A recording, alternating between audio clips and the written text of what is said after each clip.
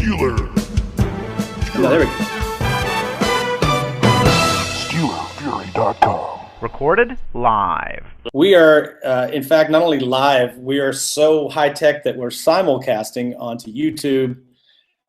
This is the SteelerFury.com podcast draft extravaganza special. I am your host, Bradshaw DeBen, and as always, we're excited to start another season. This is season 9 for us, covering the Pittsburgh Steelers for Steeler Fury.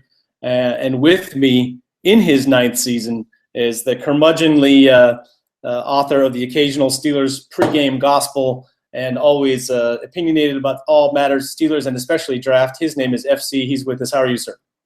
I am doing great. Get off my lawn. just about who you are. Get off my lawn, kid. And also joining us, the survivor, we're going to call him from now on, because he survived a near-death experience. And it wasn't while he was actually recording a broadcast for Steeler Fury, which it very well could have been. But in this case, he's alive. He's with us. His name is SteelPerch. How are you, Perch? Merry draft, Miss Boys and Girls. Yeah, it's almost here. And actually today, the show that we're doing now is probably my favorite part of the entire year. I'm totally unprepared. I tried to make this high tech by connecting us to YouTube. So that we'd have a chance to, have some video clips that go with it and so on and so forth. But regardless, we're here now. Deal with it. This is the way it's going to go. So, gentlemen, let's start by talking about what the Steelers' offseason has looked like to this point in terms of the free agency moves, who they let go, who they added, and I'm going to give you the floor, FC, for a second, because we haven't heard much from you on the site. So let's catch us up to where you're at with the Steelers offseason. I wish Martavius Bryant would stop smoking dope. Let's see. Other than that, it's been, I wasn't too shocked. I think Kelvin Beachum pretty early on let it be known that he was going to price himself out of Pittsburgh. And other than that, it's been, pretty mild. Lost depth linebackers, lost a few depth defensive backs, cut Cortez Allen. Le'Veon Bell's rehab looked like it was going poorly. Now it looks like it's going well. It could have been a lot worse. The Bryant thing is what's going to stand out in Steeler Nation. And just, what a waste of talent and potential. Trust me, I like smoking the green. I've been smoking the green a long time. But for an opportunity to play the NFL, I could get myself a bottle of Xanax. It's worst being the worst. I understand that he has more underlying problems, and, it's a real issue. But at the same time, we're fans of the team. We have very high expectations, and he failed to meet those expectations. Yeah, Perch, do you think long-term, to put your crystal ball glasses on, do you see this as being a kid that's going to be like a scared straight moment for him, or do you just think this is basically the beginning of the end?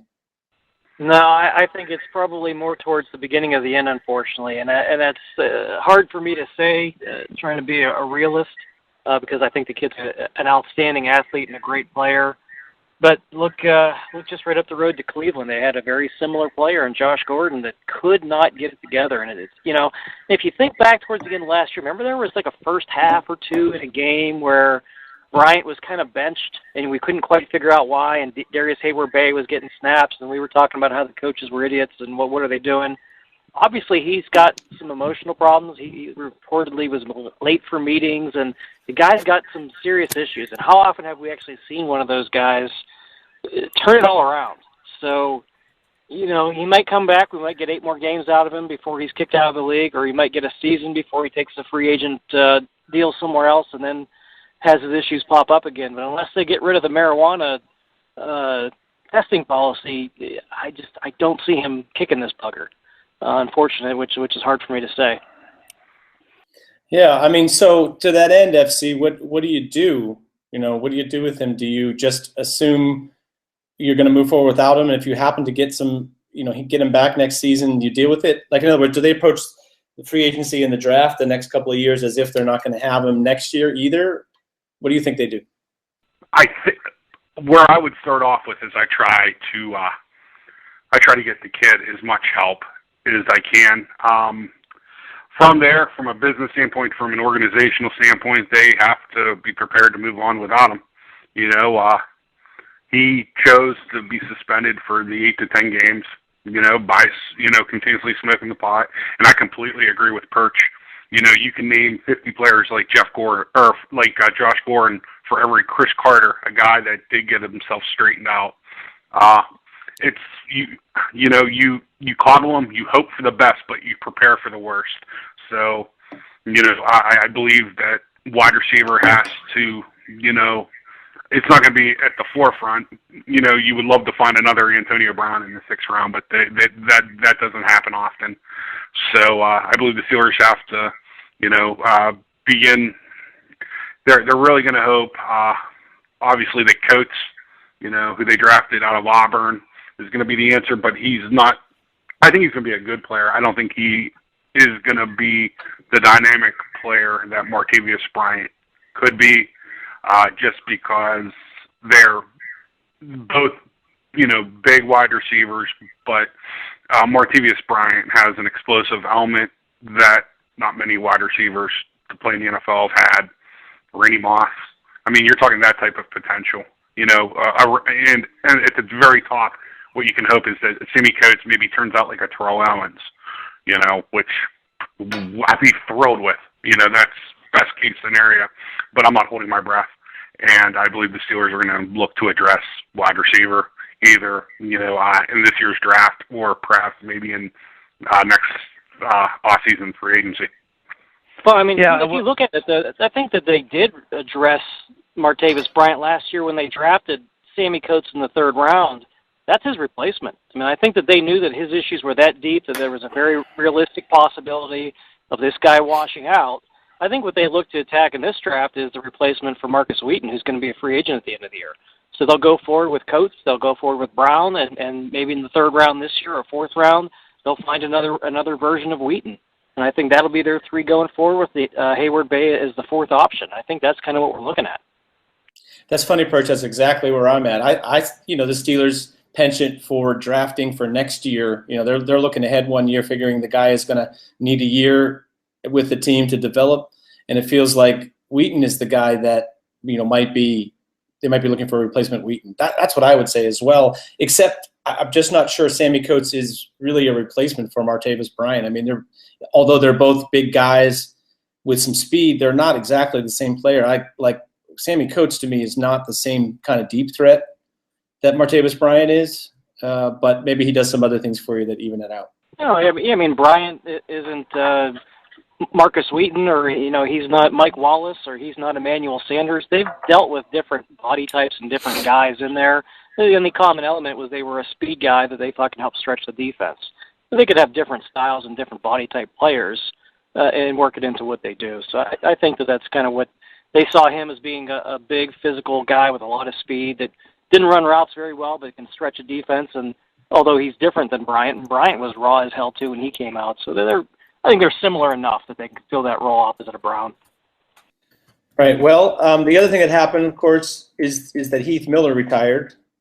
And, you know, FC, you know, we've talked about Heath Miller so many times on this show, and it's like you could even get accused of being underappreciating him. But, you know, there were times in the last couple of years where he just was not the effective player that he was made out to be reputation-wise. And there were also, you know, some times when he was really a huge part of what was going on. It feels like him leaving, though, it still leaves a hole. Even if he wasn't playing up to the standard of 2007 Heath Miller, it still feels like something to replace him. Do you think Ladarius Green is a suitable replacement for now? You know, something different but replaces him? How do you view that swap of Heath Miller to Ladarius Green? And Jesse James, I guess. I still haven't seen you do the backflips I expected. Mr. Move tight end, who's been banging the drum for that for years. And they get a guy that I think we both liked in the draft, that we both probably liked in the free agency process. in Ladarius Green, and that, it's a guy who's also going to help stretch defenses. It's going to add some of that threat to the defense that kind of help take away the loss of Martavis Bryant. So, and I think his blocking, for as athletic as he is, his blocking is going to be good enough. You've got Jesse James in there as well, who I think can do a little bit of everything okay. I don't think he's great in any area, but he's competent. I think he showed that last year. The tight end spot looks pretty young and pretty solid now. In Miller, he was just so savvy and so smart where he could find that empty hole in the seam and on 3rd and 6, get 6.5 yards. He was never going to bust that 6.5-yard play for 25, but he did just enough. Where Ladarius Green, I think, is going to be a more explosive player in the offense, a different element that they haven't really had before. So it's very exciting. I mean, if you look at what they did on offense, basically swapping out, an injured tackle for a Super Bowl winning left tackle, albeit back, and really upgrading that tight end spot. Well, I just so to address that, me being excited, I'm very excited to have Ladarius Green in the offense. There's two things that maybe temper that just a little bit. One is, I'm not sure how good an all-around player Ladarius Green is, and therefore how much they will actually use him or how they will use him. I guess we'll have to wait and see. But yeah, I think it's great to have somebody athletic who can catch the ball. It's terrific, right? I don't know that Green is a real leaper and 50-50 ball winner, but he can run, man. So coming across the middle, he's terrific. The other thing that tempers my enthusiasm just a little bit is seeing what this offense looks like under Todd Haley. I'm just, I wonder if they're going to end up, if it's because they don't have this two-way tight end, and if it'll hurt the sort of multipleness of their game, or maybe they'll just, bring in Ladarius Green to block a lot, as a decoy. I don't know. FC, how do you take this? This is the question thrown to you originally was Heath Miller retiring, and now the job essentially going to Ladarius Green and Jesse James. What do you make of that, and how do you think the Steelers will use them? I think that Ladarius Green the plan is the one thing about Ladarius Green that I think that a lot of people just don't get is how solid of a run blocker he is. I went back and I watched. He didn't see a ton of playing time, but he's not a bad blocker. I mean, I don't want to sully, Heath Miller, but Heath Miller wasn't.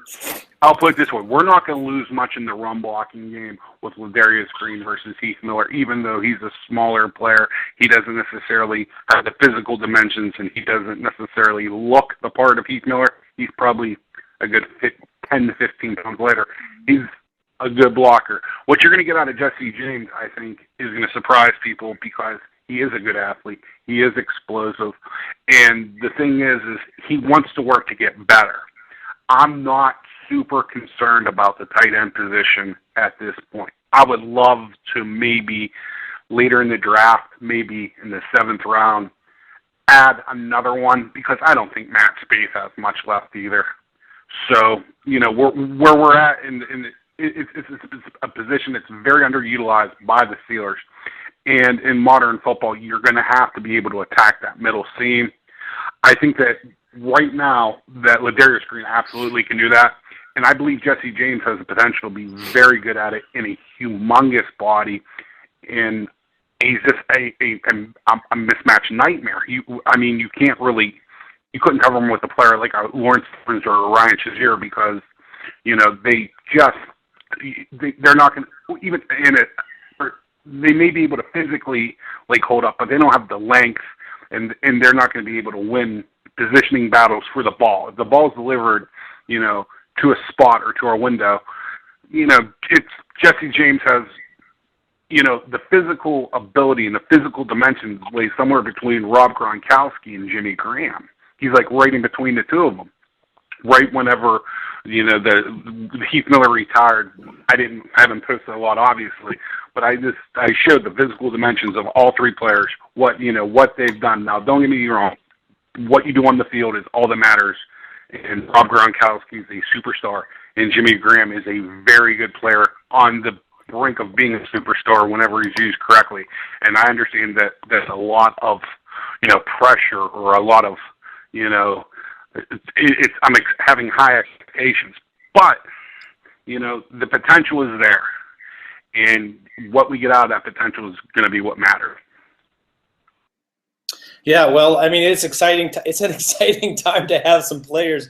I mean, I kind of look at it as if Jesse James is the new Matt Spaeth, but with improved receiving ability and maybe even improved pass blocking ability. I think that's a really underrated part of Jesse James' game. If he's the second tight end in this offense, he's going to be great.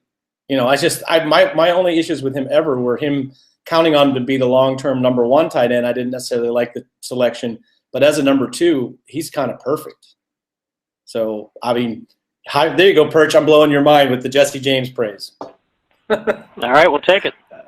We'll take it, exactly. So they didn't really they let Boykin go. They let Blake go. Those two things kind of cancel each other out maybe, but not, I guess the last part of talking about the Steelers offseason to this point is what they didn't address, I guess maybe gives you an idea about where they're headed in the draft and kind of segues into our next segment, which is talking about the Steelers' needs after free agency. What are we really looking at for the draft? And I mean, you can read the tea leaves with who they brought in, but what do you think are the needs, Perch? What would you say the number one need is? They have no strong safety. I mean, I don't think that the guy who starts the majority of games at strong safety this year is on the roster right now. So that's obviously a glaring hole. You can't say that about receiver because you've got William Gay coming back. You've got Ross Cockrell coming back, and both of those guys have starter experience. You've got Senquez Golston, who's a second-round pick, coming back. Duran Grant. So you've got four guys that can play corner. Obviously, the biggest need is going to be that strong safety spot, and then they're getting really thin. They were thin last year on defensive line, and then they lost Steve McClendon. So do they possibly double dip to the defensive tackle spot? Then I watched what they did in the offseason where they made no real concerted effort to re-sign their free agent inside linebackers. And I'm wondering out loud, are they maybe going to more of a four-man front? Or are they moving the defensive ends in with Hayward and Tuitt in, getting another defensive tackle behind them, and they've got four on the defensive tackle side, and then you got Dupree on one end, and they look for another edge rusher, but they haven't really looked at those guys. It's kind of confusing mixed signals from what they've sent, but obviously if they're going to stay in a 3-4 with Harrison ready to retire and Jarvis Jones in the last year of his disappointing rookie contract deal, they're going to need somebody to play that spot. So I don't quite know what they're doing in the front seven. I think that this draft will give us a little bit more of an idea.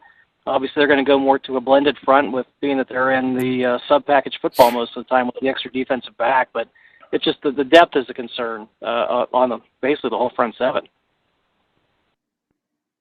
FC, what do you, aside from safety, what's next in terms of how you see the needs? Nose tackle. Yeah, it's kind of a similar situation, right? Yeah. Right, Perch basically and I line up 100%. I could see left tackle maybe sliding in there as well. I would say our biggest need going into the draft is going to be a safety. I'm not going to say strong or free. The way we play our safeties, we need a safety, a starting safety. I definitely know that we need a defensive tackle, nose tackle, and it's a very, very weak draft for nose tackle, in my opinion. I think you have 3, possibly 4 guys that really fill the role, the way the Steelers play defense, that could actually play that position. I mean, I believe you can take I'll give you an example. A player like Rankins, yank him out. No chance he can play for the Steelers. It's from Louisville. A lot of people like him. Can't play in our system. He just is not a good fit. A good fit would be a player like Austin Johnson from Penn State. I would love to get him in the second round. A lot of people think I'm crazy. Even in the passing NFL, even with 61% of yards coming, via the passing game over the last 2 years, you still got to be able to run the football. And you still got to be able to stop the run. And Okay, but let me interject an idea here for you, and that is, with Steve McClendon and the occasional, McCullers, they were pretty good against the run last year. I mean, they were not necessarily like shutting people down completely, but I think they were top 5. So in theory, you could bring a guy in, let's say Perch is right, and they're shifting to at least a more multiple front look. So in that case, you could bring a guy in who's at least as good a nose tackle as Steve McClendon is for a straight up nose tackle, who can offer a little bit more in other, as a 3 tech or something. That's my jumping off point. I don't see very many people that can fill the role. I think Steve McClendon was very much underappreciated in Pittsburgh, and we got to remember why Steve McClendon left Pittsburgh. Steve McClendon left Pittsburgh for one reason only. Our defensive line coach flat out came out and told him he's not going to play in specialty package, in the nickel or the dime for us. We have Tuitt, we have Hayward. He came out and he said it. He said, the reason I left Pittsburgh is because I am not able to get those downs, to rush the passer downs. He did not feel that he was being completely utilized in Pittsburgh. Steve McClendon was a very good player, a very underappreciated player, a very underrated player in Pittsburgh. He was a guy that whenever we lost him, I felt it was a big loss. Probably not as big as maybe in in limelight type way as a Martavius Bryant, but he's a big loss, and it's a loss that we're going to have to fill. And I only see 3 or 4 guys in this draft, and I'll just name them. Billings from Baylor, he's not going to be there. Austin Johnson from Penn State. And then I got 2 sleepers. One is Gerald Dixon Jr. from the University of South Carolina, who had some injury issues, but when healthy and going right, I think he's a guy that you're going to be able to get in the 6th round that will play a very Casey Hampton-ish nose tackle for you. He's a massive man who doesn't tire out. When you get a big guy, generally he's good for 25 to 35 plays a game. It's horrible to say, but the fatter you are, the worse shape you're in. Dixon Jr. can actually give you probably 45 to 55 high-quality snaps a game, if healthy.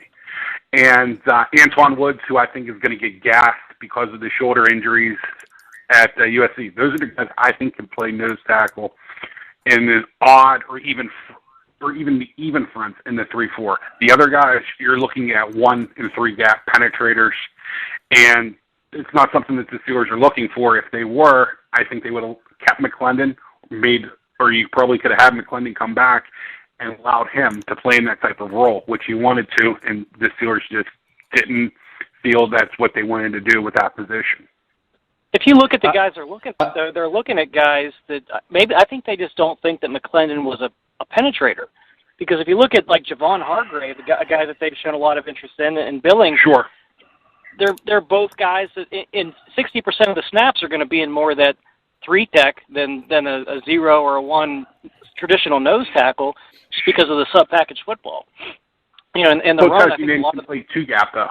And both those guys can 2 gap. I think Hargraves from South Carolina State here he's going to be hell on wheels. I definitely like him. I haven't started hammering players, but trust me, there's a lot of players in this draft as we get onto this that I'm going to absolutely hammer. There's guys that I feel I wouldn't take in the 4th or 5th round that a lot of Steeler fans would like to take in the 2nd round. There's just people that scare me so much. I'll give you a hand. Vernon Butler. Wouldn't touch him. Vernon Butler is undraftable, in my opinion. Undraftable. Half assisted tackle against quality competition. You can sit there and you can look at the 31.5 tackles for a loss. Of those 31.5 tackles for a loss, 23 of those tackles for loss came against 1 AA competition. Yeah, that's not happening, right? Yeah, Kenny Clark, real quick. Kenny Clark, I love him. Yeah. That's your Steve McClendon in this year's draft from UCLA. Yeah, I got Well, you. I just think that with McCullers, they have a guy that can play that traditional nose tackle and take those 20 or 30% of the snaps. I think what they're looking for is a guy who could play that 3-tech or kick out to a 5-tech to be a sub-package guy to rotate in so we don't burn out our 2 starting defensive ends as much. I think that's more of the world or the realm that they're kind of looking in right now, is somebody who can be a little bit more versatile. And when they need that plugger and run stuffer, you got your big, fat, 350-pound guy who can do that on a limited number of snaps a game. So I think that they're looking for more of an interior penetrating guy to play on passing downs, and they'll eat the snaps that they need to eat at nose tackle with McCullers. So we'll see which way they go, but I think that that's their line of thinking, but that's just my guess. Yeah. Hey, FC, just 2 more quick names since we're on the nose tackle conversation that didn't get mentioned. One would be DJ Reader from Clemson. Do you see him as being more of like a, I don't know. Where does he fit? I think he made Todd and Lawson. If you look, he missed some time last year. He played in 8 games. If you look in the 8 games that he played, I think Clemson allowed 1.2 or 1.3 yards per rush. He's a fantastic player. The question is, can he stay healthy? I absolutely love those kids out of Alabama. I like Jerron Reed more than I like Sean Robinson. I like Sean Robinson based purely 100% on potential and getting him out of that piece of shit Nick Saban's defensive system and into more of an NFL system. I've never seen a player regress more than Sean Robinson did at Alabama. Yeah, well, I was going to say, well, the other guy that didn't get mentioned, that's sort of I don't know. I mean, sleeper maybe, but Chris Mays from Georgia. I mean, if you're looking for just that kind of like gigantic body that can move. He has a little bit of maturity issues. I watch you watch him play and you're like, oh, okay, this kid's for real.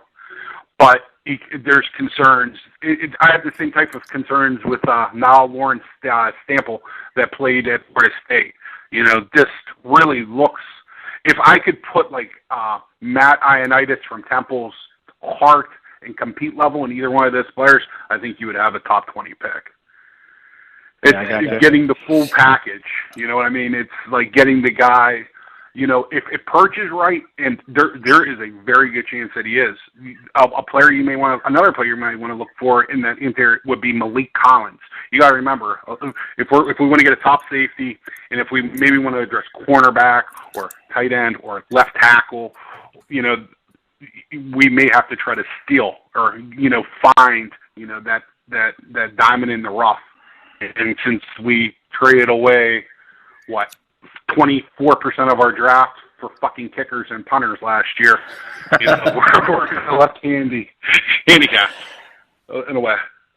Hey, Perch, what do FC brought up Collins, and I swore I was only going to talk about one more interior defensive guy, but Malik Collins, he fits a little bit more of your penetrator thing.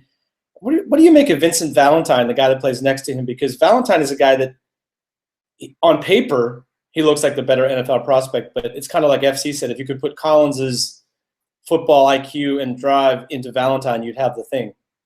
Yeah, I think Valentine's probably a little bit more limited athletically, though. I don't think that he's a guy that is going to be a move guy, more of a penetrator. I think he's more of a plugger.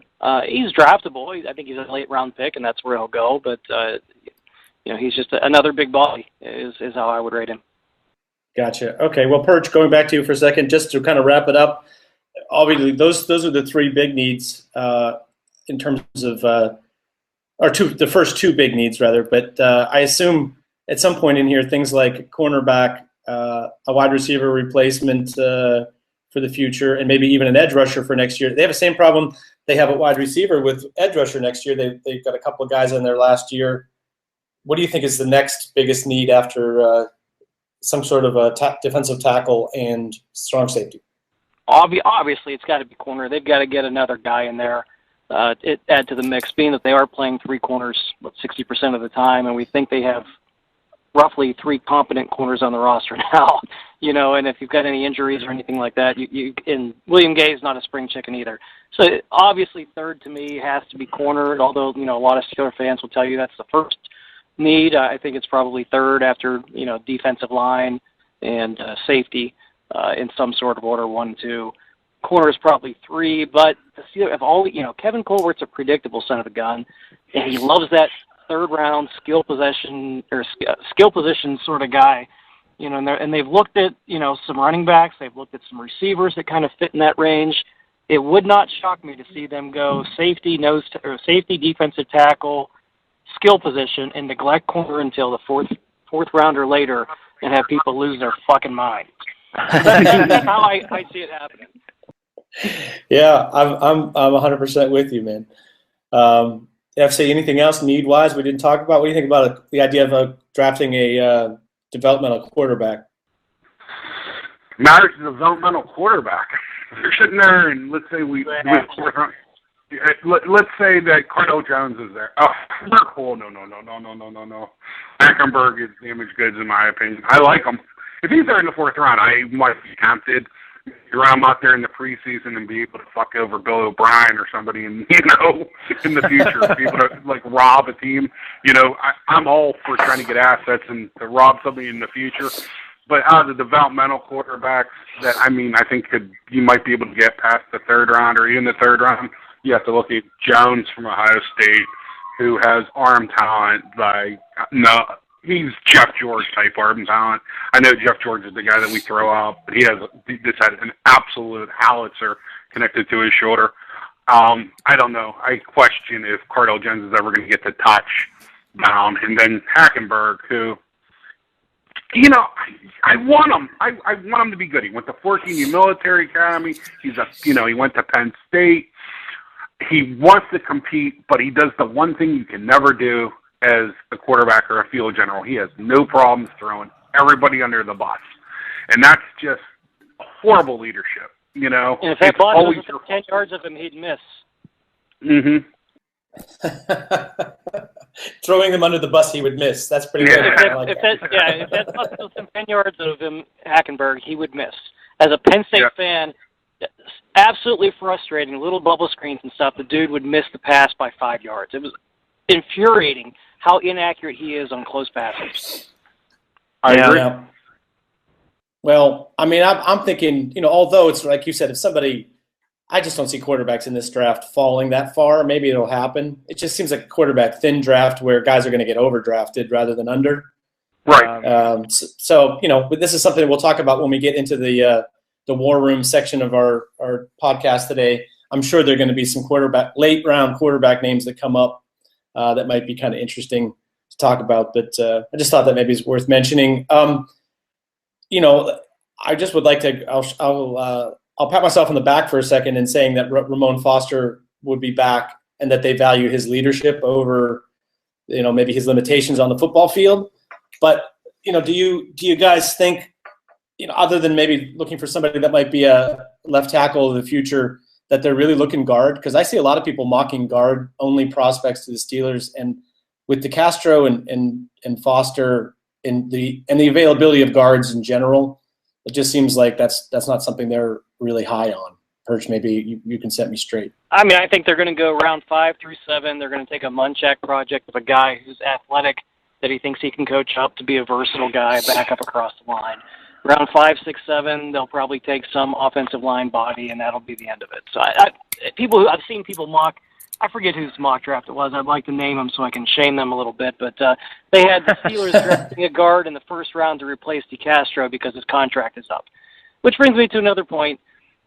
The Steelers are $3.5 million underneath the salary cap with no dead money into next year. Let me repeat that. For the first time, we don't have a big dead money contract hanging over our heads going into next year, and Lawrence Timmons' contract is up too. The Steelers are in the best salary cap position they've been in a hell of a long time. So some of that money is obviously going to go to DeCastro. Some of it's probably going to go to Bell. Antonio Brown probably gets extended and reworked at some point, which will eat up some of that money. But they're in excellent position for the first time without dead money hanging over their heads now that they got rid of Cortez Allen and didn't kick the can down the road on his contract. So that's one of the off-season developments I really wanted to touch on was they finally have cleaned off the books, and they're good and clean and clear, and they're going to extend DeCastro. But anybody who thinks they're going to draft a guard in round 1, 2, or 3, I think is a little bit nuts. Watch them go do it now, but I think there's no way. Yeah. There is no way they'll do it. The value there is there's not. I think that you can get a guard in the 5th or 6th round that'll be better than a Whitehair or a Josh Garnett, who universally are the two top offensive guards, on the board. And I completely agree with you that they're going to look to add a swing, someone that can play, maybe both guards, maybe both tackles. So I'll just throw a name out there, Spencer Drango from Baylor. 30 words, Baylor offensive lineman. First round. You like him? Yeah, I do. I've liked him for years. I like him a lot, too. The thing that I like about him is I don't think he can play left tackle in the NFL, but I think he could be one hell of an offensive guard or a right tackle because he's nasty, and he just, if you touch the quarterback, he wanted to fucking kill you. If his guy even tried to dive on the pow for the running back, he wanted to kill you. He cared. He competed. And that's all offensive line play is about, is basically you're giving for somebody else. I mean, we could be nasty about this, but that is the job of an offensive lineman, is to make other people great. That offense, and that's why I actually believe Villanueva may have a future, just because of the background and stuff like that. And he does have tools to work with. And, I read, 10 days ago that supposedly he's basically just trying to get all the coaching and, like, all the work he can get to be a better player. So. Well, they certainly, Perch, it seemed like they certainly ran, they tried to get Beecham, theoretically. They brought in Ryan Harris and so on and so forth. It doesn't look like they're exactly handing the job to Villanueva. Well, I mean, you've seen how many of the last 5 or 10 years have we used more than one left tackle in a game? So even if they do trust Villanueva to some extent, they needed a good number 2. And Mike Adams, if he does get healthy and get his head on straight, is probably better suited at right tackle if he even does make the roster. So they needed that backup. Ryan Harris, to me, was just perfect. He's a guy that can come in and compete. He's got experience at left tackle, experience at right tackle. I think he'd be okay if he lost the starting job and was a backup for the year and a role player. And if somebody did get hurt, he would fill in and do a very, very good job. So that's what they needed. They didn't spend a lot of money on the guy or the position. They got that third swing guy. They've got a safety net now, and they can move on with their draft needs to go attack the defense. Hey, I'd just like to say, I mean, despite the fact that, they had a little bit of a kicker panic in camp last year, which, not really sure what that was all about. That would seem like an aberration to some really great moves in the last 12 months or so for the Pittsburgh Steelers front office. I feel like they're pro personnel scouting, like the person that looks at players on other teams and says how they would, like if this guy becomes available, we'd be interested in him and so on and so forth. That, man, they're on a roll kind of. Even just role players that they brought in. The D'Angelo Williams thing comes to mind immediately. But it sort of feels like that they're, for the criticisms we might have of them, I just want to take a second to praise them because I, kind of just feel like that they have kind of turned it around a little bit recently. I had a little bit of a dead period for a couple of years where things didn't go so well for them and the Cam Thomases of the world. But it seems like they're doing a little bit on a hot streak right now. At any rate, gents, let's move on. Let's talk about the NFL draft in general. And to that end, the players that are going to be gone before the Steelers get there, just for a second to talk about the big names in case there's anybody that you especially like or don't like in that top 15 for certain range, players that will absolutely be gone. You guys want to take a stand on the quarterbacks? I think Goff's going number 1. I think that Wentz is going to probably end up probably going to San Francisco. And I think people say that you could have a third quarterback, maybe jump up. I don't see it. I don't know what the Rams were thinking, to be honest with you. I think they gave up a lot to get Goff.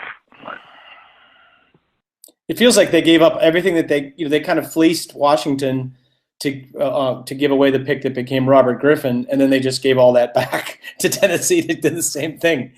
Maybe they'd have been better off just taking Robert Griffin and having more picks now.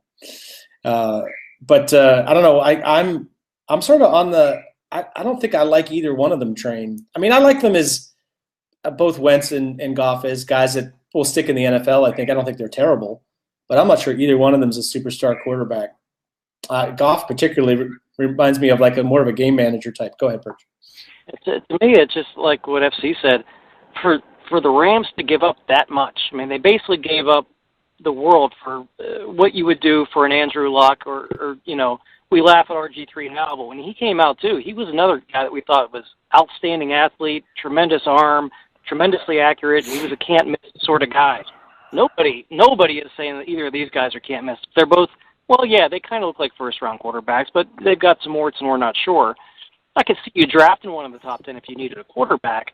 I can't see you giving up that haul that the Rams gave up. To me, I think they're moving to L.A. and they have to have a name and a quarterback and a young guy to get excited about and to draw fans in, and they did it for that more than for football reasons. So, yeah, I think that's going to hurt them. And I really liked what they did building that defense and stockpiling those picks, but now they gave it all away, and I think they're destined to toil in mediocrity just because of the stupid deal they made. Yeah. FC, is Paxton Lynch the guy that played against Mississippi and played out of his mind, or is he the guy that played against Auburn and looked unbelievably bad? Somewhere in between the two. I won't be shocked if he's the best quarterback that comes out of the class, but I don't want to be the guy that drafts him. That type of deal. Because you watch that Ole Miss tape, and people can. It's the fun thing to do is to knock, Robert Nietzsche and to knock, the SEC defenses. But you face some pretty good athletes, and that Alabama team, there's going to be, a lot of really high drafted players. And I like, I really do, but I don't want to be the guy that spends the first round pick on him. Yeah. I mean, I sort of feel like the Auburn game exposed the big hole in his game, which is he's not a developed quarterback at going through his read progressions and, playing sort of that more cerebral game. But who really wasn't that great at that when he came out either is Ben Roethlisberger or for that matter, Joe Flacco. Like, to me, I look at Paxton Lynch, what he did in college, and I compare it to what Joe Flacco did. And they both have similar talent. They're both bigger dudes with big arms and with some balls to their game.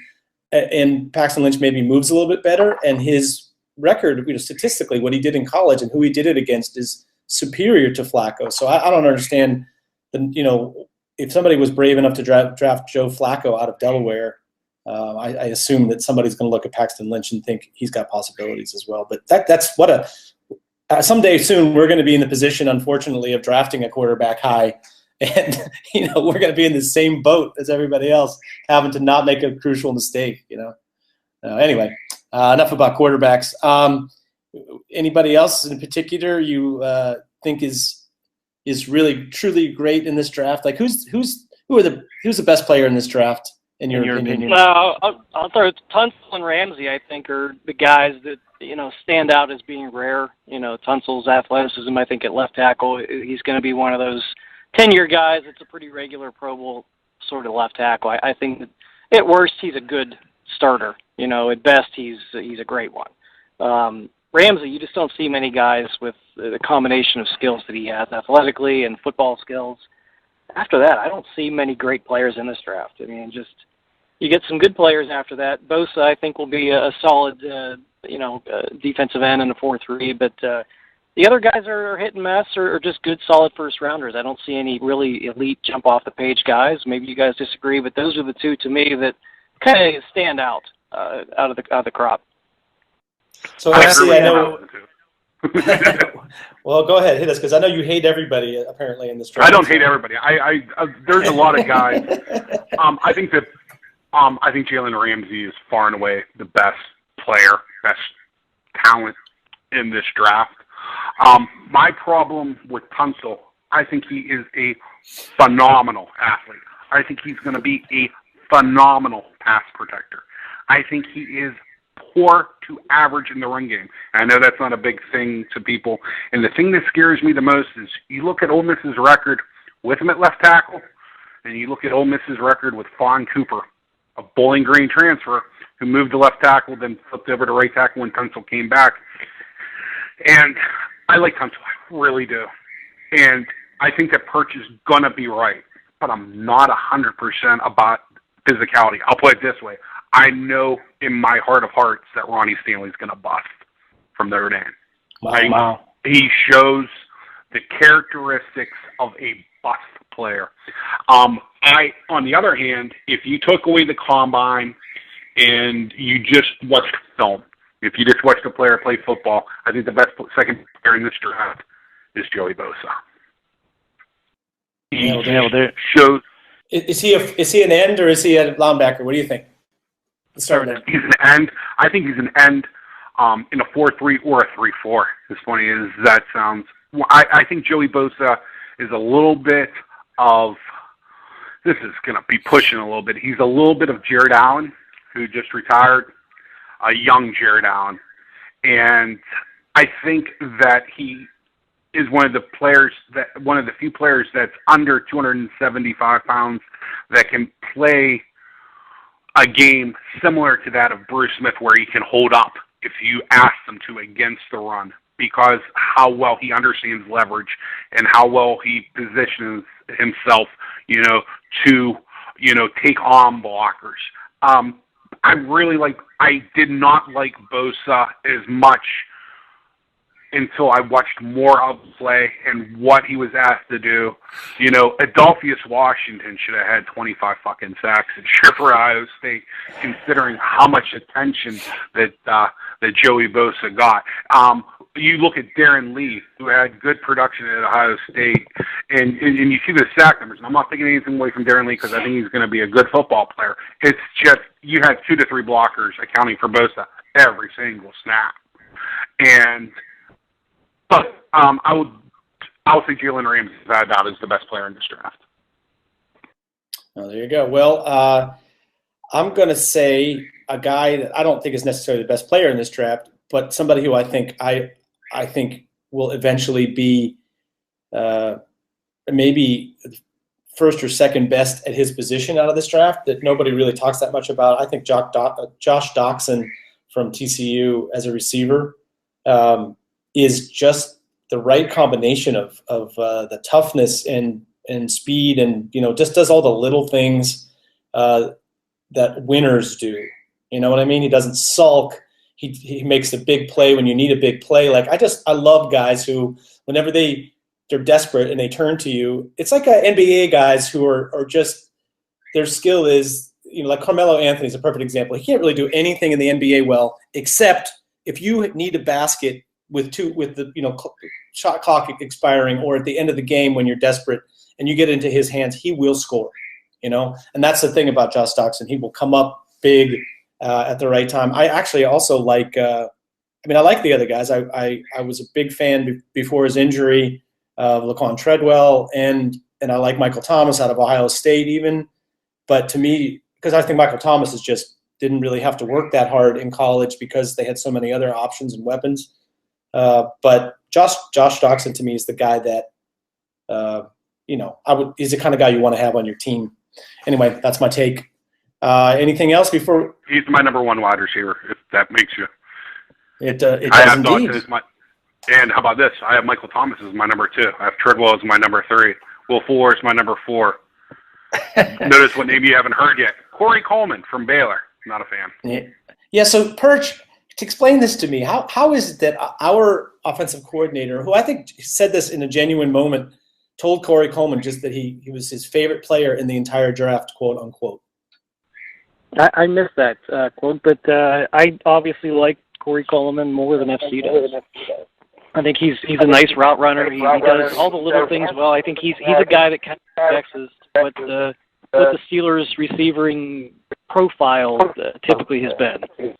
So that's one we'll have to disagree on and watch and see how he turns out. I'm the one that feels actually a little bit better than the other people, and I'm not really knocking Corey Coleman. I've heard Corey Coleman is a top 10 pick in this year's draft. I think he's bottom of the first round is where he belongs. Okay, and that's not horrible. I mean, I'm saying I would put him somewhere between maybe 28 and 35. So I don't want to really be hammering the guy. He's not a top 10 pick, in my opinion. No, I mean, it's just you don't really draft receivers under, receivers and corners. If they're at 5'11" or under, they probably should be in the top half of the first round, if the first round at all. So. Yeah, well, there you go. I think maybe I could see Corey Coleman fitting the catch and run kind of philosophy that our offensive coordinator is sort of big on.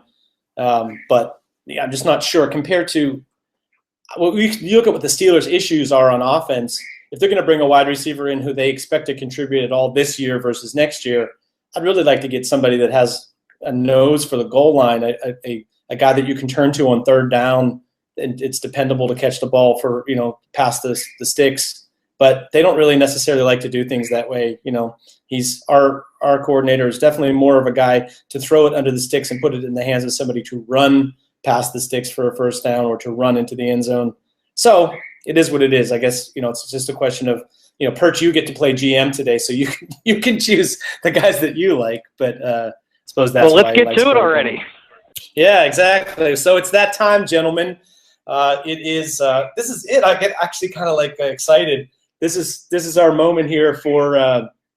We are going to go the most exciting moment of our year, which is we get to simulate the Steelers' war room for the NFL draft, and it's pretty exciting. Actually, we get to pretend that we are discussing every pick for the Steelers in this draft and make our selections. And what will happen is FC, if he's a gamer, will take on the offense, which is going to be the pit of disappointment this year in the draft. But at least we get to hear about players that we haven't talked about a lot to death on the SteelerFury website because obviously talking about Steelers draft, we've been all over the defense. So FC is going to present some offensive players at each round, and I, in a twist, I'm going to be Todd Haley this year and stand on the table for my guys.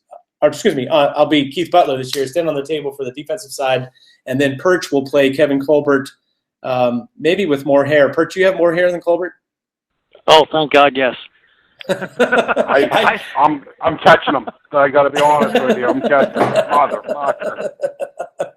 At any rate, I really go ball, but I'd like to say I am. I don't know if I'm catching him because I'm sort of stuck in about the last 15 years in a holding pattern that's not good. It's not a good look.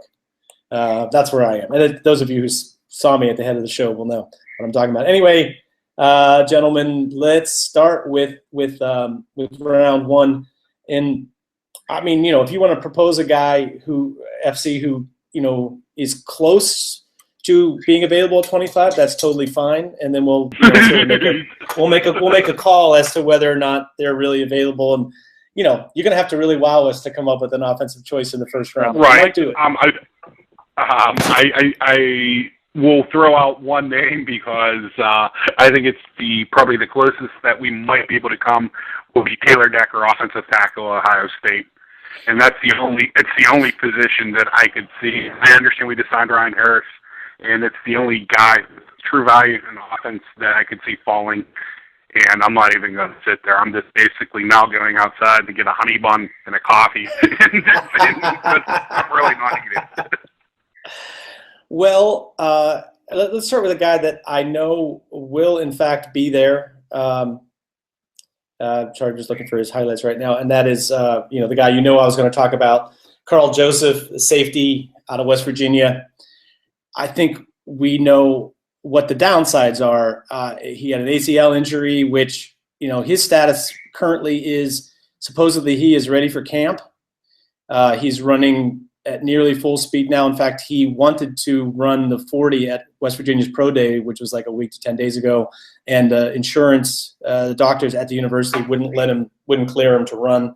But he's, and he's a Troy Polamalu or Earl Thomas sized. He's not a big safety. And FC, just to get back to what you said about the Steelers safety situation, that they're a little bit interchangeable. But here's the thing. You got to have a pairing, though. And if you have Mike Mitchell on one side who's kind of playing, the true safety role, he's the last line of defense. my opinion is you need a guy opposite from him who is a playmaker, who can take advantage of the fact that sometimes he'll be lined up close to the line of scrimmage. Sometimes he's going to cover a guy one-on-one in the slot. Sometimes he's playing his zone defense and covering half the field. And to me, Karl Joseph is the best guy in this draft at doing that. You combine that with he's an extremely high football character guy who's also his ability to diagnose plays and trust his instincts are really good. He's a tackler. He's not a guy who just submarines and doesn't wrap up. He doesn't lead with his head, which is a Troy Polamalu thing, that you could see even going back into college might be an issue for him. He's my number one guy I'm going to recommend. Aside from him, Perch, if you're not into, Karl Joseph for some reason as being a fit for this team, if you want to talk about defensive tackles, I don't think Billings is going to be available, but if he were to be available, I do like him as a fit for what, this versatile defensive tackle type that they're looking for. I don't think he's going to be a true nose tackle type, but I also think that he gives you enough snaps at that to be worthwhile. And you certainly have to love his hustle running down the field, as you can see on the highlight I'm just showing right there.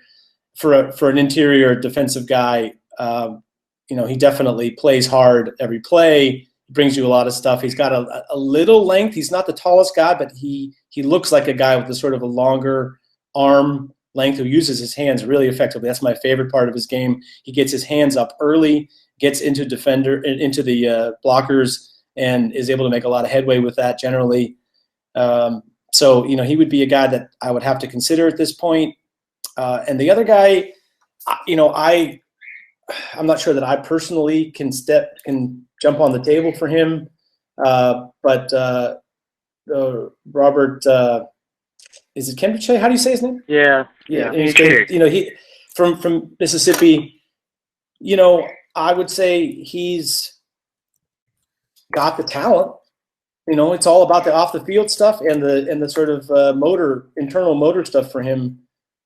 I don't know.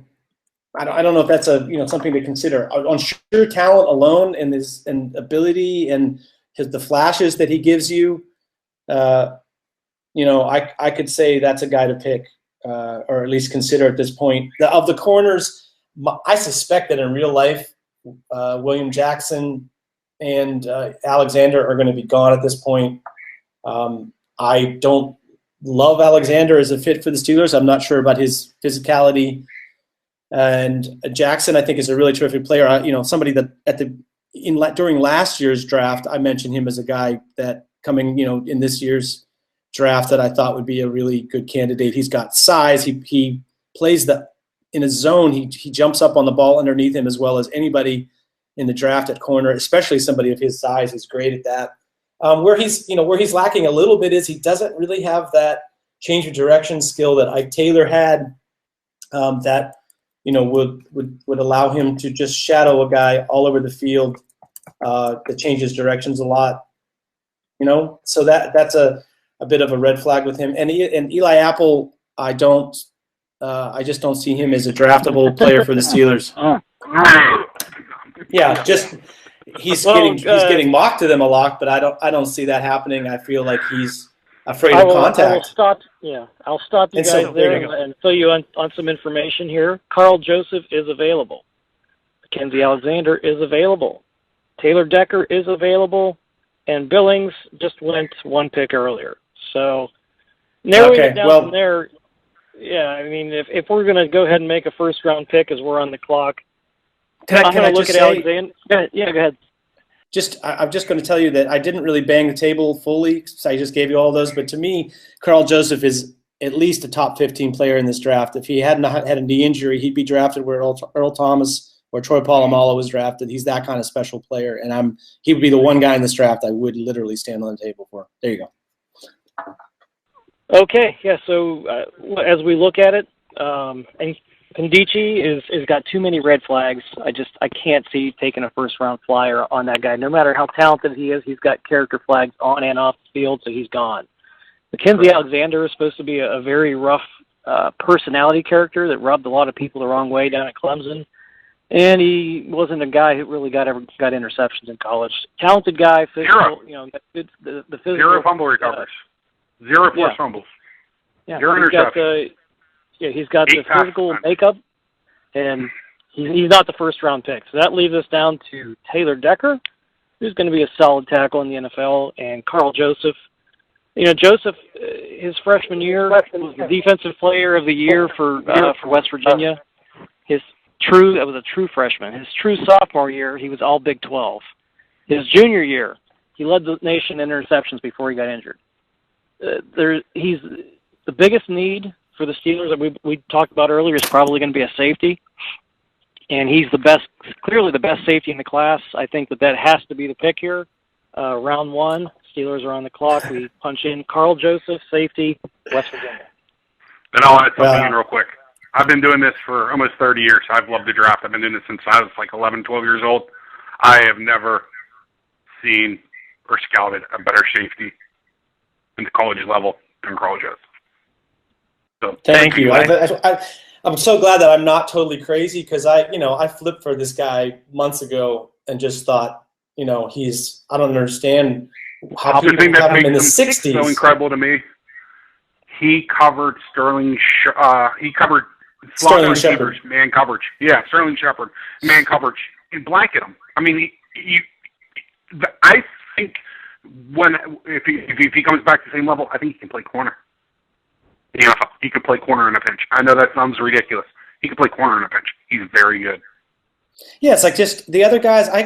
There's some other really good safeties in this draft. A guy that Kevin Byard from Middle Tennessee State, Deion Bush, guys that have talent. But the thing is, Joseph can cover half the field as a deep safety effectively, as you saw against Oklahoma. He can cover slot guys in the slot. I think the only question I would have is, how is he going to be dominant against tight ends in the slot? Maybe not, but I think he can do a good enough job at that and be great at the other things. So anyway, you go ahead, FC. You were going to say something else. Kevin Byard, I mentioned him probably third week of the season, like in our regular season podcast. Safety. I didn't know how to say his last name because every film I seen on him was with no audio, was just the plays. And that's why I was coughing to clear my throat. He has 20-some-odd interceptions. Yeah, definitely big fan as well. Yeah, for a big guy. Yeah, well, the thing is, if we miss out on Joseph for some reason, he feels like a guy that might work. Anyway, let's move on to the second round. Perch. I guess FC, you want me to go first this time? Yep. Yeah, go ahead. You are first. We got B2 Butler going first.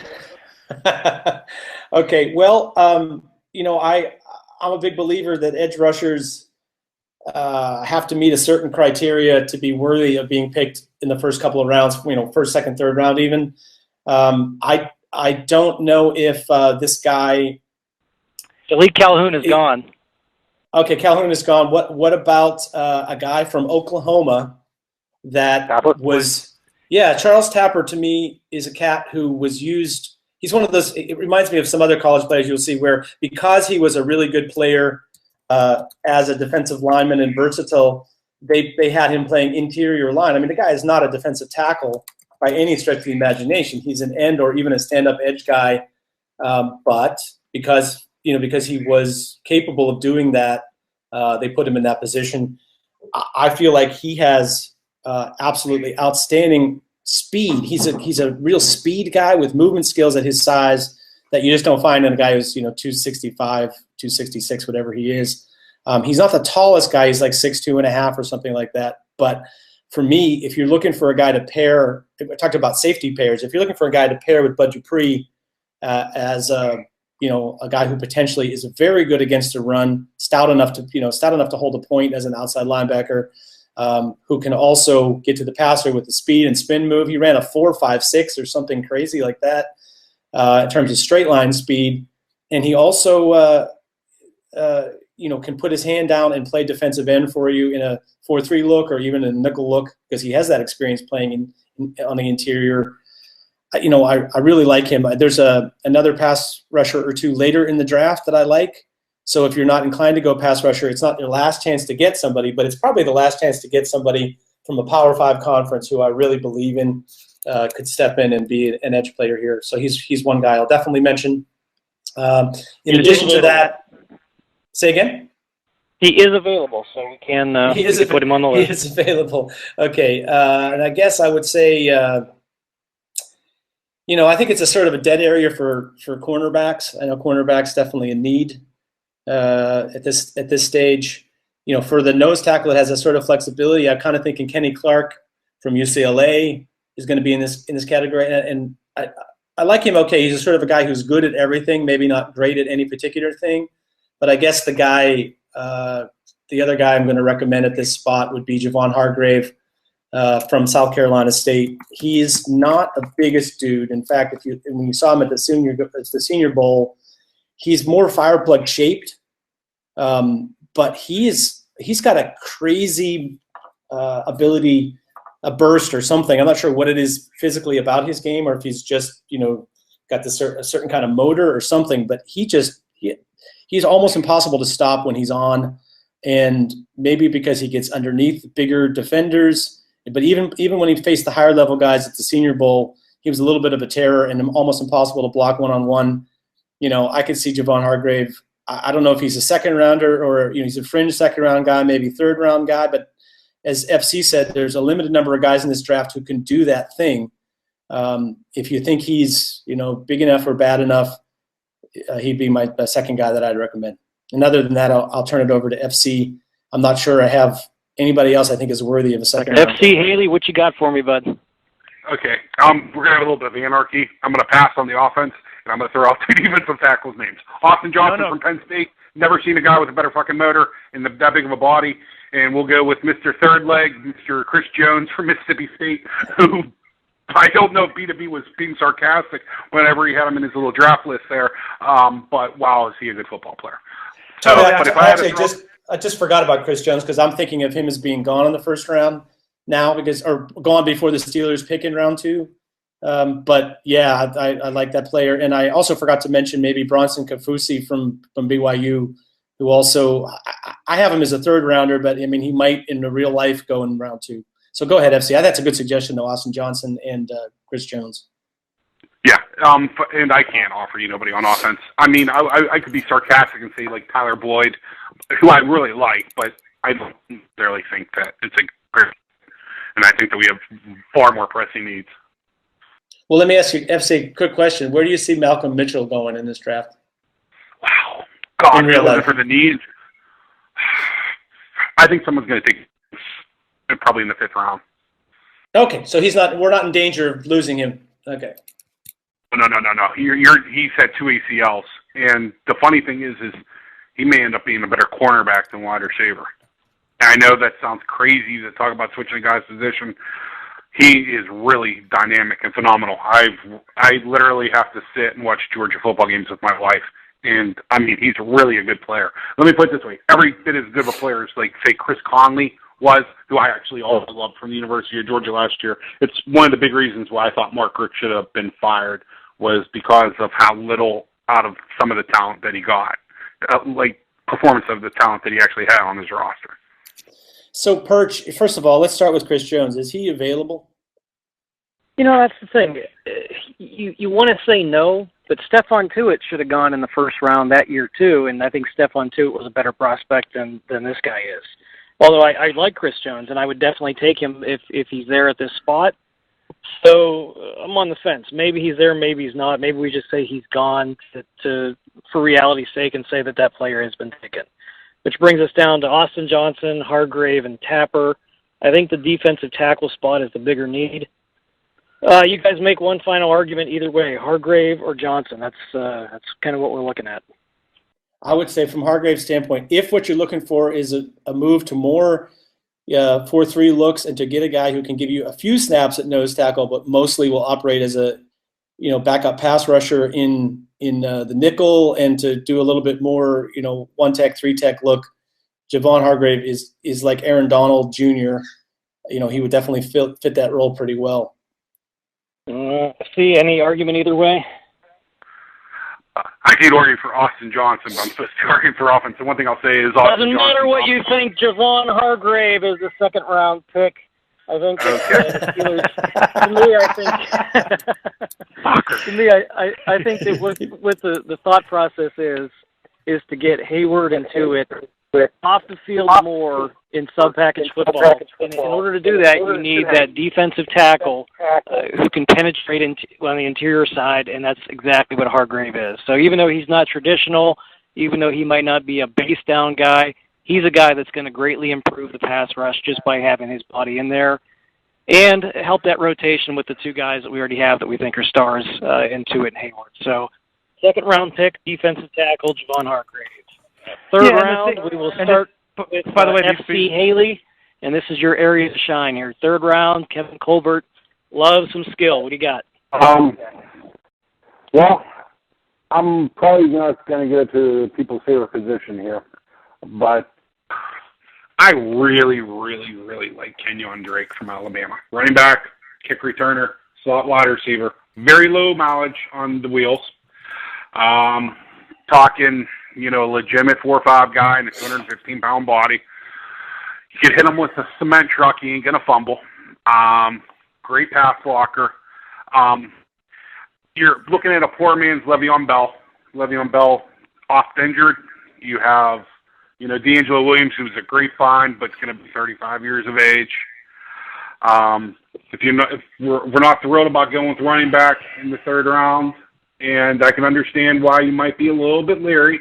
We do have some issues with Martavius Bryant, and I understand that we're looking to maybe probably going to have to replace Marcus Sweet, like our brilliant GM Kevin Colbert said a moment ago. And that's when you get into a very interesting area of third round wide receivers. This Pharaoh Cooper drop. Are you willing to take the chance on a Braxton Miller developing? The player that I don't love, but I like, and I can see having a solid NFL career is Rashard Higgins. Now, he doesn't have the great pure speed that you might be looking for, but he's a great route runner in very reliable hands. If I had to get up on the table and pound for two players right here, I'd probably pound my shoe. If Braxton Miller falls, I don't think he's going to be there. I'm going to pound my shoe for Kenyon Drake, running back, Alabama. Yeah, well, I mean, on the defensive side, I would say it's a little bit early for the corners that I like in the next wave, meaning that I think they're both going to be available round 4 and beyond. And Miles Killebrew was a player I had listed here, but since we picked Joseph, that doesn't seem to be such a good fit. I kind of think Bronson Kafusi or Roy Robertson Harris. Harris is I think a borderline selection for round 3. There's been some talk about him going round 4. It's one of those cats that half the people don't have him on their board because he's sort of a one-year wonder, and the other half have him, as maybe a 4th round pick. Bronson Kafusi and Roy Robertson Harris are very sort of similar in that they're these hybrid players. I think the Steelers are looking for as edge rushers, somebody that can put their hand down in a 4-3 look, or also stand up and play the edge and do a little bit of everything for them. If you like Kafusi, he's a little bit older. I'm not sure I can sell you hard on that. And I may be like Roy Robertson Harris a little bit better than Kafusi, but I like Kafusi, and he is had some really great results this year and great athleticism. That's mainly if you want to get into corners and reach a little bit. I'm definitely game to talk more about that. I don't know where your head's at, Kevin. Tell us. Throw me some corner names. Let's see what we can get on the board here. Okay. I actually like Rashard Robinson from LSU. I think he's probably in real life a 4th round pick that might go before the Steelers' 4th round pick. Character flag, though. Definitely a character flag. He did, however, get the blessing of his former coaches, to come back to the pro day, and they even said about him that they feel like he, it was like a more of an immaturity thing than necessarily like a criminal kind of a character issue. And it was never about anything on the field. It was more like, somehow he just didn't really listen to them very well as a 19-year-old, which there's a lot of 19-year-olds that fit that description. Here's the thing I like about him as a fit. To me, he looks and reminds so much of young Ike Taylor. Ike Taylor, when he first came out, was built almost exactly like Rashard Robinson, and he was a very similar kind of player. similar speed, similar length, the way the style of football that he likes to play. So to me, that means he's not a first-round pick, but he's a guy in the third or fourth round that has the raw tools. And, he matched up, the famous game that he played as a sophomore against a very experienced senior, Mike Evans, was a game where Mike Evans literally, had to throw a shoulder into him to get him off in terms of coverage to create room and stuff that he's probably not allowed to do by those strict rules. But still, despite that, Rashard Robinson played pretty well against him and didn't really give up very much. And then, the next guy you might consider is Cyrus Jones. To me, Cyrus Jones is not out of Alabama, is not he's not the best corner necessarily available at this spot, but he adds something in terms of as a punt returner and as a special teams guy that in reality, would add something to this team. My problem with adding him really more than anything is that he doesn't complement the group of corners that we have. As of right now, I think, I'm not sure, I've forgotten exactly. I guess Grant, if you see him as a corner and not as a safety, is the tallest guy that they have available, or Cockrell, but they don't really have they have sort of a lot of guys who are sort of smaller in stature. Feel like I'd like to have at least one guy in the fold who's bigger. Maybe you can get a bigger guy later. But certainly from a standpoint of a return guy and a guy with some upside who's played tough competition, Cyrus Jones would fit that description. Those are my next two guys. Let me throw you one more name, and you guys can kind of debate it. Kafusi versus Jihad Ward here in the third round. Oh, my God. I would think Ward would be gone. If Ward's not gone, I sprint to pick up. Yeah, I'm with Jihad Ward is the name I'm throwing out. I think he is still available here in the third round, so you guys make a case. Well, hang on a second. I think I was with FC, but now I'm looking at like CBS. He looks to be available. I'm sorry, I thought he'd be totally gone. I think I'd make a case that he's a better choice than anybody, clearly a better choice than anybody other than Kafusi, and they're just different players. To me, Ward is more like a guy who's going to be your 5 tech, who'll give you some snaps as a penetrating interior guy, as opposed to the other way around. Like Billings is a guy who's an interior guy who can give you some snaps, maybe further outside along the line. Ward is like counterpart to that, to me. Off a basketball. Not the rim, the top of the backboard. He did 298 pounds, jumped up, grabbed the top of the fucking backboard, and did pull-ups. Yeah, that's not jumping out of a pool, but I would pay to see that. That's pretty good. Oh, you're wrong, Gilbert. No, sorry, friends. I didn't mean to drop the ball. Defensive end, Illinois, third-round pick. Okay, sorry, I didn't mean to drop the ball. I thought he was unavailable, so I didn't even get in. No, he was there. He's going to be right in this range. So let's move on to the fourth round. I like that choice. FC Haley, give us some sugar here. Fourth round. Do we even have a fourth round pick? I know that we do. This is where it's going to get interesting. Okay, I'm going to go to an area where no one likes to talk about until they suck, and that's going to be the offensive line. And I know the rankings, they have him as a fifth-round pick. I don't buy it. I'm going to bang the table right now for my guy, Spencer Drango from Baylor. He, in a pinch, could play left tackle. I think he might be able to play left tackle, not even in a pinch. He can play every other position across the offensive line, including center. He's very smart. He checks every box that somebody would want to have checked, except for he played in what's called a gimmick offense, where they had the weird offensive line spreads, meaning they lined up in a little different way with wide gaps. So it's not, people don't like it in the NFL, and they've had many busts, but he's a very good football player, and he's a 4-year starter, and he started at left tackle for a team that threw the ball as much as any team in college football. And he will be a great Steeler because he just is everything that this team would need if they do have a Ramon Foster go down or a David DeCastro go down, I think that he could actually maybe take, in a fair competition, would maybe be able to beat Ramon Foster out. I think he would be a better option as our second center than Cody Wallace because he has played the pivot. I love the kid and I love the player. It's the only one I'm going to give you. Spencer Durango, offensive guard, offensive tackle, Baylor. All right, there, Beta Butler. I need some corners here. Give me some names of corners. I gotcha.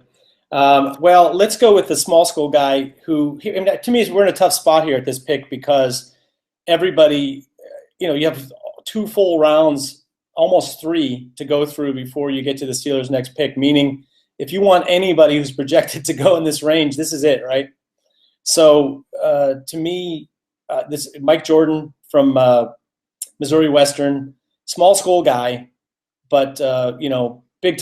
He did what you're supposed to do at the small level, which is you're supposed to dominate. He had something like 64 pass breakups, just an insane amount of ability to play the ball. He's not, we're accustomed to seeing guys in Pittsburgh who, will give up catches in front of them and tackle the catch. And he's capable of tackling the catch. He's a very physical player, but he's also capable of attacking those plays and frequently getting a hand on the ball. That's a skill that, it's hard to complain about. He's also got some size. He's, a 6-footer, solidly built corner. So he's one guy I would definitely consider. I think it's possible Rashard Robinson is still available. I told you a little bit on him the last pick. But if you're not, he's gone. He's gone now. Okay, so the next guy then for me is Kalen Reed from Southern Mississippi. I think Kalen Reed is.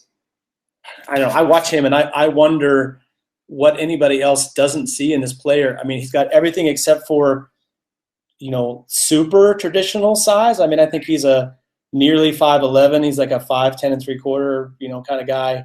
But you see this, those of you who can see YouTube and see the highlight he had for interception against Charlotte, one-hander, where he undercut a deep route and, one-handed this ball. That's not the only thing that the kid did, but he's got a unique combination of ability to play the ball in the air and ball skills. He's sort of like a Willie Gay type player in stature and how he plays the game in zone, but he's capable of a little bit more explosion, taking the ball away. He's a much better athlete than Willie Gay is. Had something like a 42-inch vertical. He's a real athlete that's sort of buried because he plays at Southern Miss and not at a bigger school. But I love his game. Probably the reality is he might be still available. In fact, likely will still be available in the real draft in round 6. But if you want to be absolutely sure, a guy that you might not look at as still being here, but maybe you just don't like. Jonathan Jones from Auburn, a guy that tested off the chart. He's another shrimpy corner, but William Gay is getting long in the tooth, and this guy's a pretty good nickel corner. What are your thoughts there? Yeah, it's simply that. I think he's, to me, the real problem that we have on the team is outside corner with physicality. That's a bigger issue than bringing a slot corner. And I say that because, they're a little bit easier to find. And I don't think, Willie Gay may not be done, but maybe close to being done. But I would say in a pinch, Senquez Golden, who I think is really an outside corner, could play the slot. I think it's just more like the guy that the bar has to be. Can they outperform Ross Cockrell and win a job from him? So to me, in order to do that, you have to be capable of playing physical receivers and being a little bit more physical in the run game. And to me, I'm not sure Jonathan Jones fits that. He's a terrific slot guy. I just don't ever see him playing the outside. Yeah, but we'll end on that note there. You mentioned physicality a number of times, and when in doubt, wise man once said, go with the bigger player. To me, I think it's the best guy on the board. There's a bunch of corners that can go here, but they're not a whole lot different than we're going to find in round 5 or 6. Spencer Durango, offensive line, Baylor, is our 4th-round pick. which takes us to 2 picks in the 6th round. We'll start back to you, B to Butler, and give me. Let's look at. We have just the compensatory pick in 6 is all we got. We traded it away for a kicker, by the way, or Brandon. Yeah, so 1/6 Boykin or somebody. Yeah. Okay. 2 7s, 1 6 2 7s. We got that. Okay, so we are going to look at. Give me some corners. I'll throw at a guy first. The Steelers have looked at that would fit that nickel role would be Tavon Young from Temple. Go ahead and give me some more guys you like in this range. Still like my guy Kalen Reed here. I'll go back to him and probably still available from Southern Miss. I'll add to that another small school guy that the Steelers have expressed interest in. He was at the Combine. His name is Ryan Smith from FC, correct me, Coastal Carolina, Central Carolina? Where's he from? North Carolina A&T. Oh, North Carolina Really? North Carolina A&T? Okay. I believe so. I thought it was North Carolina Central. North Carolina Central, you're correct. I'm sorry. Okay, so he's a guy that – yeah. He's a guy that has – oh, he's gone. Okay. Yeah, I like him. I was going to name him for the 4th or 5th round, but, he just kind of falls right in that range. If you don't take him in 4, he's probably gone by 5. Gotcha. Okay. Well, other than my man Kalen Reed, who I love, as I've said for the 5th time. I actually love him too. I would say that the next guy is Cheatham Norrells from Toledo. The thing about Cheatham Norrells is, he missed a whole season with an illness that was like a mystery illness that they finally figured out. It was not. At one time, it was life-threatening, and they were really concerned that he wasn't going to ever be able to. I mean, he wasn't going to live for 5 years, let alone play football again. He came all the way back. Was the captain and really one of the leaders of a pretty good Toledo team that took down some big guns. The game he had, particularly against Arkansas, who has a supposed NFL prospect at quarterback and some SEC talent. Cheatham Norrells was all over the field in that game and led his team to victory with a couple of pass breakups and some really terrific play. He's a guy that's got size. He's got athleticism. He's right along the lines of, again, Ryan Smith and Kalen Reed in terms of what he did his pro day.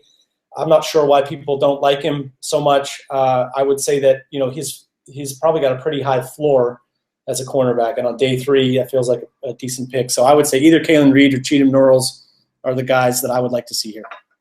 Okay, I could add one. Give me some skill, buddy. You can add one more. I'm going to add one corner in there. Since we took Mr. Joseph in the 1st round, I wouldn't mind maybe trying to get his partner in crime, Mr. Darryl Worley, starting cornerback from West Virginia. I like him too. The thing that's killing him is people that 10-yard of 1.62, that 10-yard split kills him. But he ran a 4.53. His 3 cones in the 6.88 range, shuttle 4.15, he broad jump 10.3, vertical 38, 15 bench reps. I like them. The thing that's kind of like got him in a little bit of trouble is he pled no contest to a misdemeanor assault 3 years ago, but it was an understandable assault. He caught somebody trying to steal off of him and he beat his ass. Now, I'm thinking the Steelers may look at a running back. I love me some DeAndre Washington from Texas Tech. He's 5'7", he's 205 pounds. He checks every box that you want except for he's a smurf. He's a small running back. But, in the NFL over the last few years, some shorter running backs have had a lot of success. I love Bell, don't get me wrong, and I really am a big fan of D'Angelo Williams.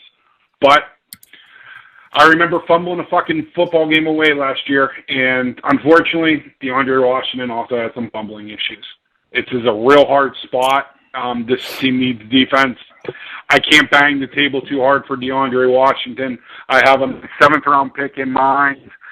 I think at this point I'd rather take a chance on the cornerback than, a Keith Marshall, who I also love, running back from the University of Georgia, but he's had 2 major knee injuries. If you're looking maybe for a little bit of a bigger back that can maybe give you something, that would be Keith Marshall from the University of Georgia. Marshawn Coppridge from Illinois State got a lot of thread, taking off those tires. 750 touches the last 2 years. So, and he's got a super red flag as well. Yeah. sold pot, got a distribution Yes. charge and all that stuff. And not to say that he's necessarily a bad kid, but it was definitely not his finest Absolutely. hour. I think we've got our guy here. Let's go in the 6th round to finally address that cornerback position. Let's take Kalen Reed from SMU. Or Southern To Miss. our 2 7th-rounders. Recap real quick our draft, what it looks like so far. We've got Carl Joseph, strong safety from West Virginia in the 1st. Javon Hargrave, a defensive tackle in the 2nd. Jihad Ward, defensive end in the 3rd. Spencer Drango, our 3rd big man in the row, offensive line from Baylor in the 4th. 5th-round pick got punted away. 6th round, we've got Kalen Reed, cornerback SMU, which leaves us the 7th round to do pretty much whatever we feel necessary. So let's go back to FC. FC, any 7th round guys you want to throw out? I got this newsletter. It was from B2B State, and the name of the player was George Fant. Oh yeah, baby. I'm going to tell you a little story about George Fant, and he's a 6'7", 298-pound tight end. Ran a 4.7, 3.8, 40, 37-inch vertical jump, vertically. Hasn't played football since the 8th grade. There he goes. That's what we're talking about. But he can really catch well. There was teams that asked him if he'd be willing to play offensive tackle, and he told them he'd be willing to do their laundry if it would give him the opportunity to play football. Kid graduated college, got his master's degree in 5 years. He loves sports. He wants to continue to play. He was a basketball player. That's the part you didn't say. Yeah. Oh, and at his pro day, Brennan Daugherty, not a great quarterback, but he caught every single thing thrown to him. He went to Athletes in Action, which have, and Cardell Jones said that he is the most intriguing player that he's ever seen in his life. He said that he's never seen someone that big move that well. It's just a shot in the dark. Less than 2% of 7th-round picks ever make it in the NFL. And if you're going to take a chance, this is the type of guy you take a chance on. Let me repeat that one more time. 6'5", 297 pounds, and he ran a 4.8, 340. So that's the one guy I throw out there for the 7th round. He's a tight end / offensive tackle / we'll find something to do with him. Yeah, FC, do you want to throw any other? We've got 2 picks here, so do you want to throw out a running back or receiver? Here's the problem. I've got a running back. I'll throw out if you don't have one. Sure, go ahead. I want to throw out Darius Jackson, running back from Eastern Michigan. Bigger guy, 6 foot, 220, MAC guy. His pro day, he was running in the low 4.4s, a 41-inch vertical, 11-foot broad jump, explosive, big guy that that falls this late, can take over that 3rd job, possibly move into the 2nd job as D'Angelo Williams moves on. So I'll throw that out for the first of the 2 picks. I think this is about the range he's going to go. Do you have any other running backs or receivers you want to throw in? I mean, I really liked. I actually thought that you would maybe think he was gone in the 6th round. That's why I didn't throw out Jackson. Wide receiver. I actually, you're going to laugh at this. I'm old school. I put pen to paper, so I'm now switching to my list. And it's a long list. You'd be so proud of my notebook. I actually did have one guy that interested me in the 7th round, not as much. Oh boy, this isn't going to be popular, and I can hear myself getting yelled at already. But I really like Cody Core. He played at Ole Miss. Great. But oh boy, does he have drop problems. He's Dwight Stone. But outside of catching the football, he's everything that you look for. But if you got the kid from Central Michigan that started in front of Thomas Rawls, who got drafted by, or was, I believe, a 7th-round pick or free agent for Seattle, yeah, I'm all about that. And I'll still bang the table a little bit for my super freak Fant out of Western Kentucky. All right, well, B2B, throw me some names. Well, I will, but let me give you a couple of offensive guys, if you don't mind, Sure. since we're on the subject, right? Because we've got 2 picks here. I got a guy for sure I want to bang the table with for one of them. But let's talk about this guy. We want to talk about slot receiver to replace what we've got going at slot right now, who can also give you not just return ability, but the best return ability probably in college football last year. He went to he went to school at Marshall and the MAC. His name is DeAndre Reeves. Let me tell you what, the only downside really with him is he's a slightly overage. He's 24. But other than that, he's a guy that they probably didn't use enough in the slot because he has, quickness and ability with it. He's got enough size to make it work. He's Marcus Wheaton sized. He had 4 touchdowns on returns last year and another handful as a slot receiver. I just figure he's a guy that if you're looking for someone to kind of be position flexible, the more you can do, the more chance to make the team as a 7th rounder. If you can play some snaps at slot receiver and also be a good enough returner to replace Antonio Brown on occasion, to me that's a worthwhile pick. Additionally, you mentioned Fant, who's definitely, there's a guy that I'm interested in as a sort of out of nowhere kind of dude. But I just don't know. We went through this whole podcast without mentioning Rico Gathers. Rico Gathers is the power forward from Baylor, who is a little bit bigger than Rod Gronkowski. Apparently runs in the 4.6 range, and from everything that he's shown so far in terms of his football ability, like Ant, soft hands, ability to he's obviously a fantastic athlete. I just feel like that guy's going to work out. He's going to have a pro day on the 24th, which is a couple days from now. But me personally, that's a guy that is completely worth a 7th round pick. There's no doubt in my mind if he doesn't go earlier. I can't see a big difference between what he did before his draft and what Jordan Cameron did before his draft. And yet Jordan Cameron went in the 3rd or 4th round. So that's a guy that I would definitely consider. All right, now getting on to the defensive side, the guy that I would really like to bang the table for, probably other than Carl Joseph, my favorite guy that I watched on tape before this draft, and that's Roy Robertson-Harris out of UTEP. He is an edge guy with some size. He's about 266. The thing about him that jumps out immediately on tape, he has not 1, not 2, but 3 YouTube highlights that made the rounds of him chasing down a running back, at the major college level, 50 or 60 yards downfield, chased a guy, and here's a play coming up on the highlights right now where I think this happens. He gets caught on the other side in the wash, comes around and chases a guy all the way down the field. To me, you got a 266-pound guy that can run like blazes, that gives 100% effort on every play, and is able to chase down running backs from behind.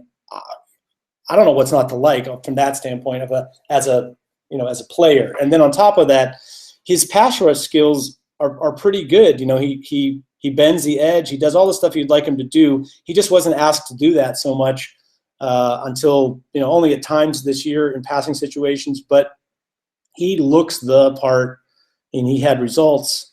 A lot of tackles for loss and so on and so forth. He is a player that I just love his attitude. He tested well. He ran a 7 flat 3 cone. He's got enough movement skills and enough size and enough desire, I think, to make it as a 7th round pick. And edge and to the me Steelers connection. Oh yeah, go ahead. Say it, Taylor. FC. Sean Figler is his head coach, and he was former offensive line coach for the Pittsburgh Steelers. There you go. And all right, I guess guys, I think we've got enough information here. I'm going to go ahead and run these 2 7th round picks in. Wait, one more guy. Even if you got one more, okay, throw one more in. Even if you're not going to pick him. Not going to change my pick, but go ahead. It's totally worth mentioning Freddie Frazier, who, if he isn't picked in this draft, ought to be one of your first phone calls as a free agent. He went to school at Bethany in West Virginia. Perch has some inside information there from what I heard. But I also did a little digging because the guy didn't have a ton of statistics, like the kind of results that you might think by watching him on tape and knowing what kind of athlete he is. But I know specifically what he was asked to do by his coaches, and that he sacrificed statistics to be a guy that purposely took on double teams in the interior and so on and so forth. But Freddie Frazier, double teams of 220-pound offensive linemen is what he did.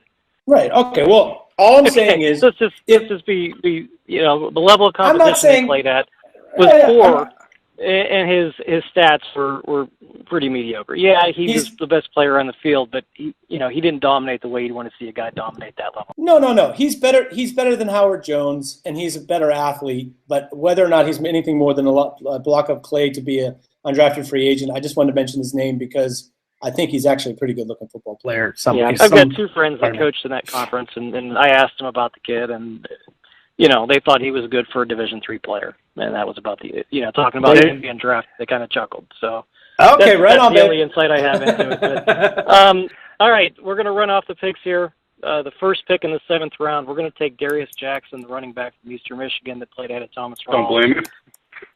Physically, just outstanding, good experience, guy who can definitely develop into the second back, I think, in time.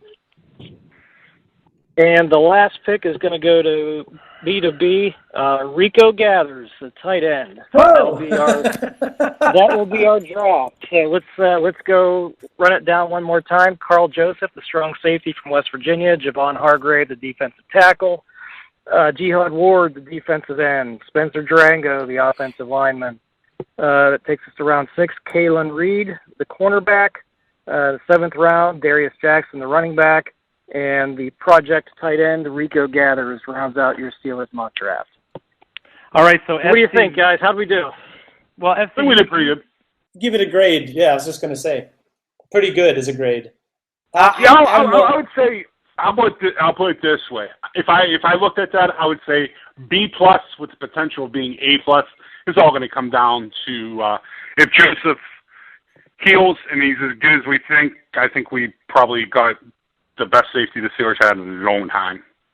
So I mean, the only thing else different than Troy Polamalu. He's a different player than Troy Polamalu.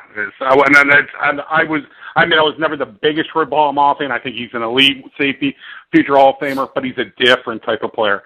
He's more like when Rod Woodson got moved to free safety. So I really like Jihad Ward. I liked a lot of the picks. The one thing I wish that we would have done is maybe address inside linebacker, but it's tough to do, and there's going to be plenty of undrafted free agents that I think that will be able to fill that role. Morrison from Florida being one. He's now thought of as an undrafted free agent. That'd be one of the first guys I call. But I thought we did a great job. Yeah, I think that we went for the bodies. We went for the big size guys to help replenish the defensive line. We got the number one glaring need of strong safety.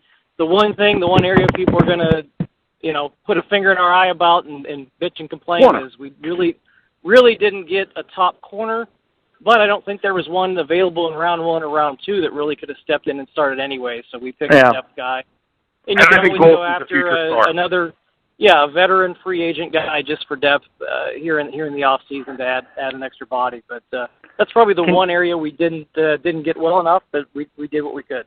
I would say about the draft that I'm a little bit concerned about edge. Right now that it feels like by looking at this draft that we're not going to get a whole lot of help at edge, and you're really counting on Jarvis Jones and James Harrison, the ancient James Harrison, to give you enough this year. And then also going into next year, you're either forced to extend Jarvis Jones and put your marbles in his cart, or draft somebody and depend on him next year to start.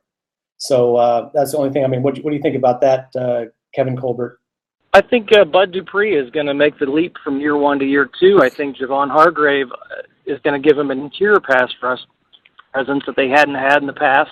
I think Tuitt and Hayward getting more time on the bench is going to increase their productivity when they are in the game because they won't be so winded. And I think a lot of the sacks last year came from scheme. It came from blitzes, and I think that hopefully with some improved coverage, you'll be able to get a little bit more time to buy the edge rusher sometimes. So there's more than one way to skin a cat. It doesn't always have to be that big edge rusher. Of course, we'd like to have it. There really wasn't one that was going to fall to us in round 1 or round 2 that I think that was a real difference maker anyway. So instead of reaching for one of those guys, I think we filled the strong safety spot that was the biggest need. We added 2 big bodies on the defensive line that's going to help. Again, if we can start creating a bit of a rotation in there to keep those guys fresh, all their productivity should go up. So I think we did improve the pass rush without addressing that defensive end position. But you're right, it's going to be a need for the next draft. Copy that. Well, gentlemen, can't think of a better way to close it out than that lineup looks pretty good as a place to hang our hat for the draft. I'll put this in the draft contest. We'll see how we did when the time comes. Final words from you, Perch? Oh boy, yeah. Just hey, man, let's finally address this defense, build it back up in this draft to the point where Ben, over the next 4 years, doesn't have to completely carry the load. That he's got a defense that supports the offense, and let's get some more of those sticky Lombardis before our main man, number 7, hangs them up. So that's what this draft's all about. I think this is a key one. They've got to get the defense right if they're really going to be serious contenders for a title. FC? Martavius, quit smoking the dope. Let's go, Pens. And I will see all of you in the chat little chat room that we're going to set up. People, don't be fucking douchebags setting up fake names. Just use your regular name. Be an adult. Talk about the draft.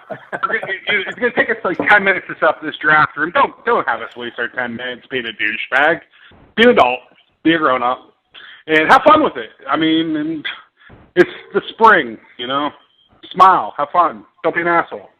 Yeah, That's pretty much it. Enjoy the weather. Well, guys, I just want to thank you for putting up with 2 hours of time out of your day, which I know can't be easy. Appreciate that a lot, as I think the listeners do too.